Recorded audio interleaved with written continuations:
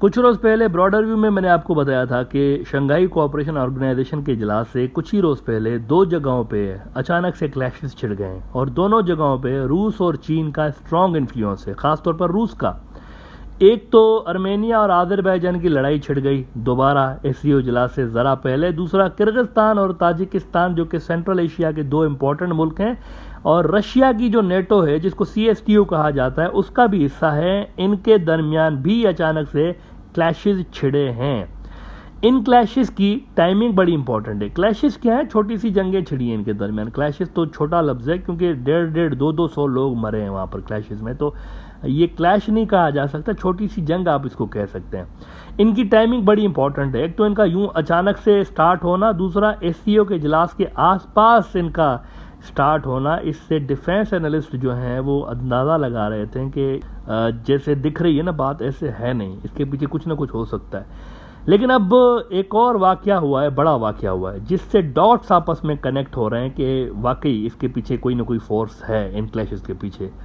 Azerbaijan और Armenia की लड़ाई के बाद आर्मेनिया जो कि ट्रेडिशनली रशिया का बड़ा ज़बरदस्त और क्लोज इत्तेहादी रहा है, इन्होंने SCO में जाने से एक्सक्यूज़ कर दिया कि हम नहीं जाएंगे क्योंकि हमारे मुल्क के हालात ठीक नहीं है, जंग चल रही है वगैरह वगैरह। हालांकि रशिया ने इनको आर्मेनिया वालों को इनवाइट किया हुआ था, फिर भी ये नहीं गए।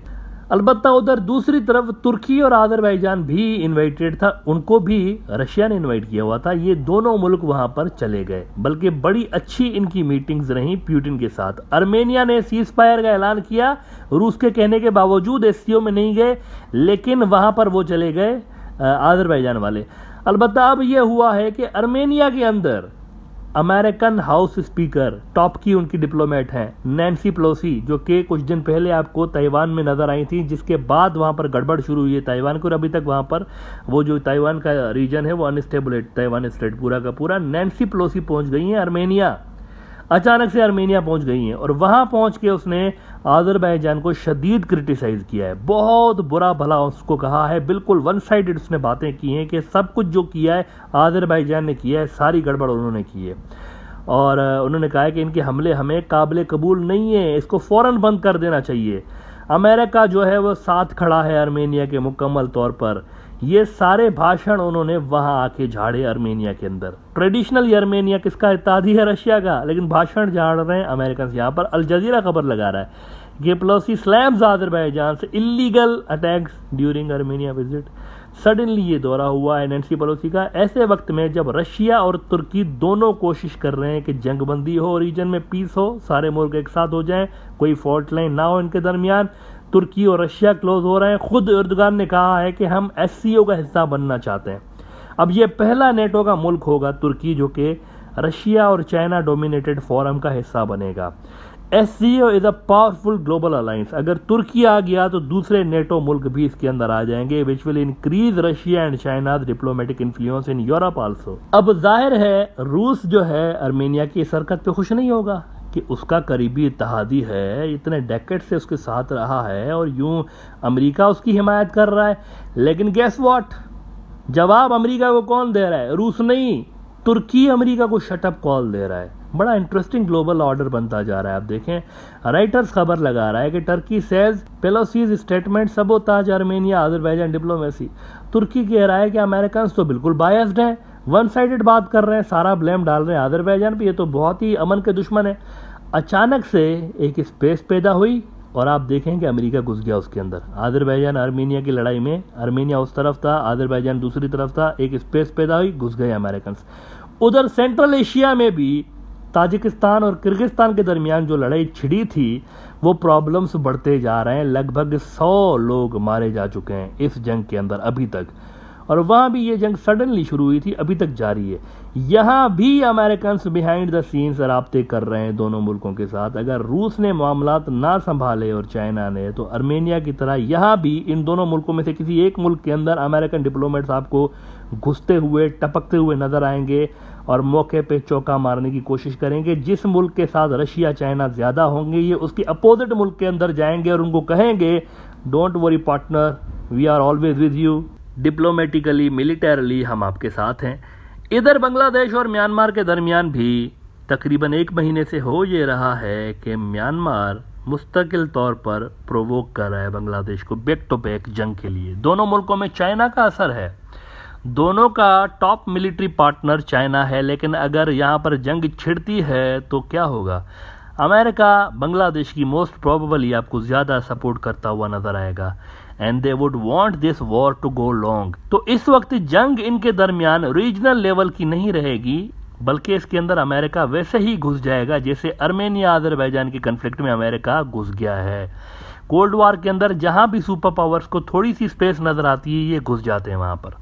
आर्मेनिया अजरबैजान की लड़ाई में अमेरिकन पहले भी इन्वॉल्व थे, लेकिन इस वक्त तो बिल्कुल ओपनली आप देखें कि हिमायत करते हुए नजर आ रहे हैं ना आर्मेनिया की आपको, और जंग जो है उसको ड्रैग करने की कोशिश कर रहे हैं। जितना ज्यादा ये जंग ड्रैग होगी रूस को उतना ज्यादा लॉस होगा, और यहां भी इस रीजन के अंदर जितना ज्यादा जंग खींचेगी तो चीन को लॉस होगा, क्योंकि इनका BRI है इन इलाकों में। उड़ते उड़ते मिसाइल अगर BRI के मंसूबे पर भी गिरेंगे, बल्कि फर्ज करेंगे अगर बांग्लादेश भी BRI के प्रोजेक्ट्स को हिट नहीं करता म्यांमार में, म्यांमार भी बांग्लादेश के अंदर BRI के प्रोजेक्ट्स को हिट नहीं करता, लेकिन इंसर्जेंट्स तो कर सकते हैं ना, अलहदगी पसंद, वो तो किसी के नहीं होते ना, नॉन स्टेट एक्टर्स, वो तो कर सकते हैं ना।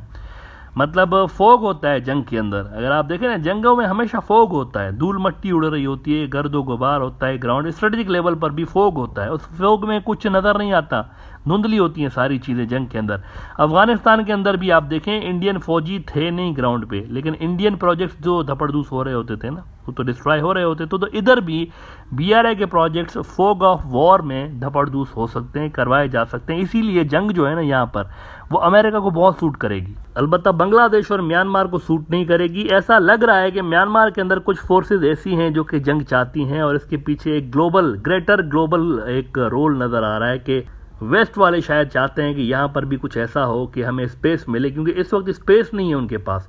यहाँ म्यांमार में भी चाइना है, यहाँ बांग्लादेश में भी चाइना है, तो स्पेस अमेरिका के पास नहीं है। स्पेस क्रिएट करने के लिए एक मैसिव किस्म की रिफ्ट क्रिएट करना ज़रूरी है, और इस रिफ्ट को बढ़ाना ज़रूरी है, और जंग ही उस रिफ्ट को बढ़ा सकती है, और इस जंग के दौरान ही फिर मिलिटरली और डिप्लोमेटिकली अमेरिका जो है वो अपना एक रीजनल ऑर्डर नया क्रिएट कर सकता है। अब इन सारी ग्राउंड रियलिटीज को नजर में रख के आप खुद फैसला कर लें कि अभी तक जो बांग्लादेश ने एक बहुत जबरदस्त रिस्ट्रेंट दिखाया है, सब्र दिखाया है, क्या वो ग्लोबल हालात देखते हुए आपको मुनासिब नहीं लग रहा? जंग छेड़ने को 2 मिनट लगते हैं, लेकिन उस जंग में आगे क्या होगा, वो किस तरह की शक्ल अख्तियार कर लेगी, उसमें कौन कौन सी सुपर पावर फुदक पड़ेंगी, ये तो कोई नहीं जानता ना। ये तो जब जंग इवॉल्व होती है तो उसकी शक्ल ही कुछ तीसरी हो जाती है। जंग को कंट्रोल करना बड़ा मुश्किल होता है, छेड़ना आसान होता है, कंट्रोल करना उसको बड़ा मुश्किल होता है।